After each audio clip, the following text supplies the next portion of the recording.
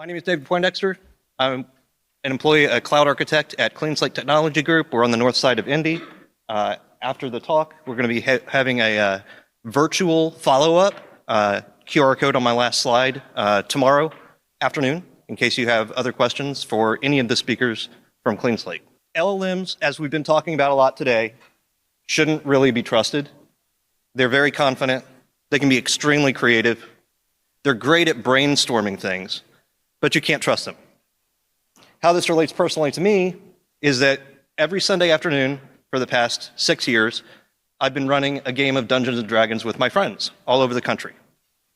And one thing that I know is sure is that if you mess up an NPC name or you get a faction wrong, it kills the fun at the table. You are the source of truth for your players. Imagine if you got that from AI. Immediately they'll be like, dude, put GPT down. Go back to your old way of doing it, you know?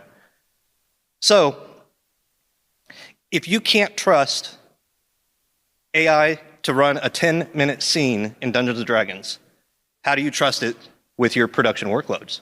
Dungeons & Dragons. Any players in here? Ah, man, I love to see it. Hell yeah. That's what I'm talking about. So, unfortunately, for this talk, Dungeons & Dragons is not really the gimmick. It's about evaluating trust. And Dungeons & Dragons is a great way to set up a framework to evaluate how could we get predictable output that's trustworthy based on actual sources. So I built this talk around this. Here is a scene from a city source book called City of Arches. So that's what I'm running now. The introductory scenario for your players, after you've created your characters and you've done your introduction and all of that, is this woman, who is called an Archkeeper, approaches the party with a welcome basket. It's got loaves of bread, cheeses, meats, spa things, and she says, the city guard can't get there in time. We have a visitor stepping through one of the archways from somewhere else. And the thing is, when they step through, they forget who they are. They forget why they came through. So you have this massively diverse community in the City of Arches that can be anywhere from a human to a demon, working side by side in a store. So the scenario is set up in this order. She comes to you with a basket, wants you to come help her greet them. The portal opens and the sturges fly out. For those of you non-D&D nerds, it's basically like a big killer mosquito. Fly out of this thing and start causing all kind of chaos. Additionally, a weird-looking cultist comes into the mix. Moments after that, this gigantic horned devil steps through carrying this chain and a mace. And then you open it up for player choice. What do you do? That's the exact scenario, and it's got to be in that order. There's no messing it up. And the best outcome is going to be a social one. It's a welcoming basket. He stepped through, doesn't know who he is, doesn't know he's a demon. So, using Kiro to kind of run this scenario, I did this two ways. I did this, the first way, basically just using the base AI trained on just general stuff. And I gave it this prompt, and this is the kind of crap it spit out. So, he's not Golgaron the Destroyer. It's not even his name. He's not wielding those blades. There is no dragon in this scene, let alone a dragon that's named that. Who in the hell is Thaddeus? And who cares if he gets vaporized? And this is not a fight to the death. This is a react to what the players want to do. So, completely wrong. So there's no source material added to this yet. It is pulling from general knowledge of what Dungeons & Dragons is, and it's getting a little too damn creative. It doesn't have any structure. It just spits out these 4 sentences. Who knows if that's the right order they're supposed to be in anyway, but they're all false. And these validation errors that are happening behind the scenes, they don't surface until this pops up, and I'm supposed to read that to my players. Insane. That's insane. And the scene order is completely ignored because it's not tracking state. It's just spitting out text. So, pull out your phones now, and I want you to go to your favorite AI, ChatGPT, or whatever the hell you want to use, and just ask it this. We getting some responses? Got a question. How many of you got 17? Raise your hand. Kind of weird, right? That's weird. So many people got that. Now, if you have picked up a dice, roll it on the table and tell me who gets 17 now. A lot fewer, though. And that's because that math rock is true random. The LLMs are imprecise. They're not actually giving you a random number between 1 and 20. They're giving you statistically what seems more probable to make the user happy. That's all they're trained on. Okay, so pattern matching, it has preferences, it has weights. That's why we need to put boundaries on them. So, spec-driven D&D. So we gave it the 5.2.1 Creative Commons Systems Reference Document for Dungeons & Dragons, and we're explicitly strict to say these are your rules, do not use any other rules. Then I took the entire City of Arch's source book, and I added that to the project as well. And then I specifically pointed it at this first encounter, the specific pages, and I had it extract key information from that around places, named NPCs, events, sequencing, and potential player options. So we get the source that's what is actually true.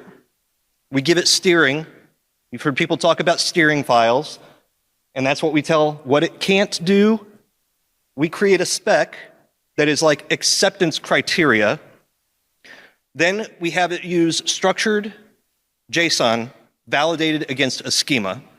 This will make things more predictable and parsable. And the validations take milliseconds for it to validate its output based on these steering files and specs. So here's what this looks like, an abbreviated output of what it looks like when you're steering it. You can see a scene summary. The party follows Garland. The DM response, she leads you to the archway. The canonical facts that are used that are actually based on the sources from the book are listed as such, and then it gives you a couple of player options. And you have your final validation that it is source grounded is true. Same input, really radically different output. So here's what this looked like as a before and as an after. The important part here is that with the state tracking, not just the scene order, it's able to trace things down to what happened to the basket she was carrying. Generalized LLM is not going to be able to really do that. It's just too much to handle. But in here, you can have, as a requirement, I want you to track where that is in this scene. Did she drop it? And then you can actually have this conversation with AI. You don't have to necessarily read everything line for line to your players, but you can generally have an idea of what this should be. And a great use case for this would be, imagine you've got a game tonight. You don't even have anything planned. You can just point to it and say, pluck me some couple of scenes out of this book that would be fun to do. And now you have at least skimmed through that. And if you get stuck, ask it a question. Who is this? Why are they here? Here's the state that the system must track when all of this stuff happens.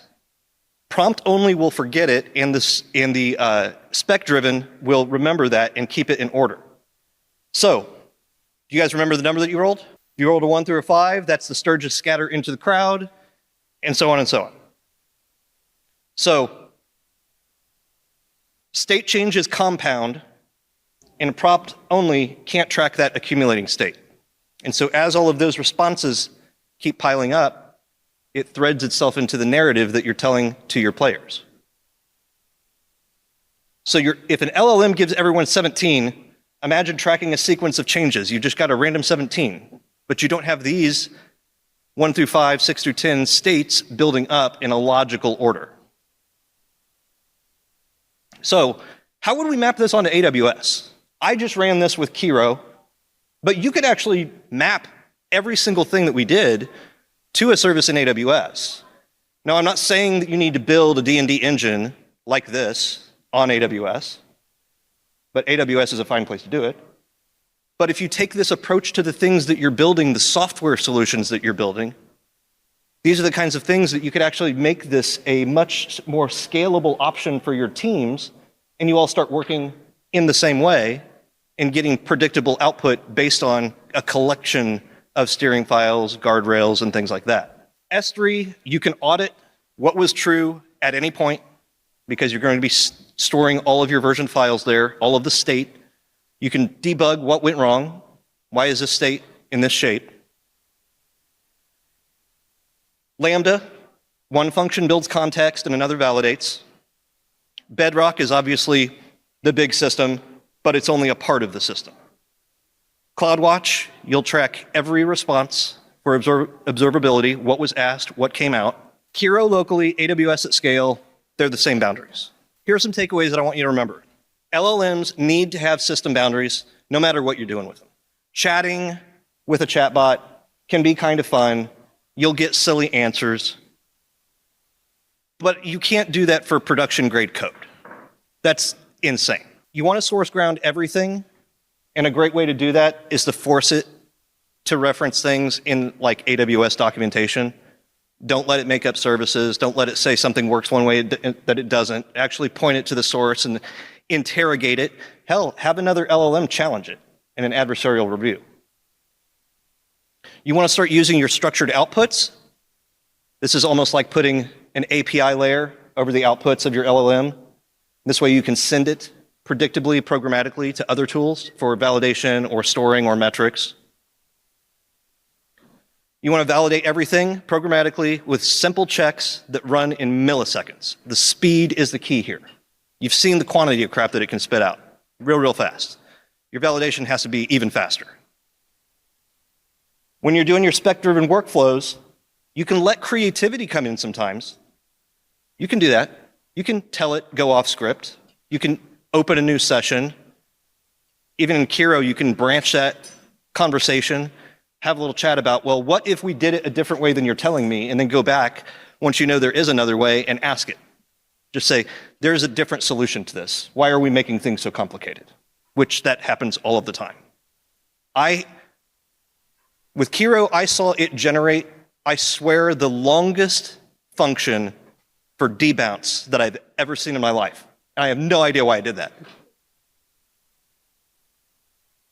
So, that's my talk. Left plenty of room for questions. I've got a lot of experience with both D&D and Kiro. I can answer questions about both. Keep the dice. If you want to scan the QR code, Clean Slate's going to be having an event tomorrow. You can ask questions about any of our talks there. It'll be on Zoom. You don't have to drive anywhere. Don't worry about that. So that's it. Thank you.